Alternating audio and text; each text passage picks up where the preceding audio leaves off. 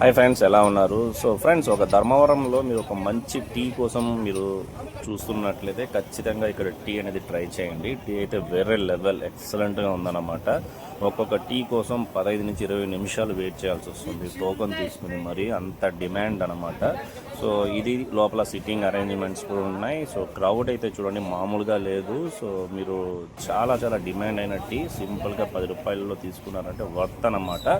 So ఇదైతే చూసారంటే మదీనా మసీద్ పక్కనే ఉంది, మదీనా మహల్ అని చెప్పి. వీళ్ళు ఒక 20-30 సంవత్సరాల నుంచి ఇదే బిజినెస్లోనే ఉన్నారు.